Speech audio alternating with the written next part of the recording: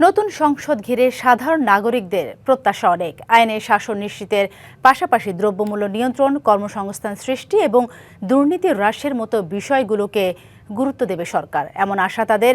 একই সঙ্গে দৈনন্দিন জীবনে নানা সংকটের কার্যকর সমাধানে সংসদের দিকে তাকিয়ে সাধারণ মানুষ। গণঅভ্যুত্থান পরবর্তী নতুন সংসদের যাত্রা শুরুর সঙ্গে নতুন আশা আকাঙ্ক্ষা জেগেছে মানুষের।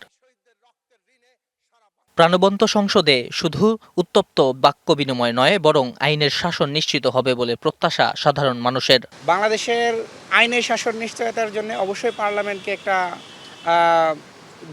গঠনশীল আলোচনা যেটা আছে সেটা পার্লামেন্টের মাধ্যমেই হইতে হবে। সংসদে এটা যারা ক্ষমতায় গেছে নির্বাচিত হইয়া, এরা তো দেশের লেগে কাজ করব, জনগণের লেগে তো কাজ করব, এটা তো জনগণের চাওয়া। নাগরিকরা বলছেন, দ্রব্যমূল্য নিয়ন্ত্রণ আর দুর্নীতিমুক্ত বাংলাদেশ গড়তে নতুন সংসদ কার্যকর ভূমিকা পালন করবে সেই আকাঙ্ক্ষা তাদের।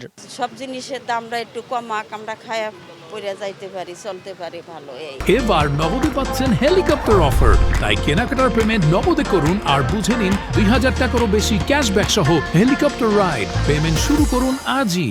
তা আমরা এইটুকু আশা করি যেন আমরা এই মাটির মধ্যে বইয়া জানি সেটা ডাইল ভাত ঠিক মতো শান্তিতে কামাই করে খাইতে পারি, কারোর যেন কোনো প্রকার চাঁদা দেওয়া লাগে না।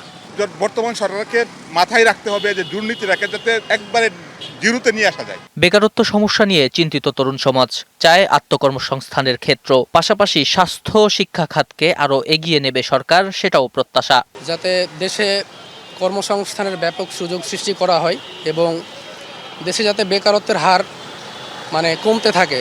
আমাদের স্বাস্থ্য খাতটা এবং শিক্ষা খাতটা যেন পুরোপুরি জিরো টলারেন্স আনতে পারে। আইন শৃঙ্খলা পরিস্থিতির উন্নয়ন আর সড়কের শৃঙ্খলা ফেরানোর জোর দাবিও রয়েছে নাগরিকদের।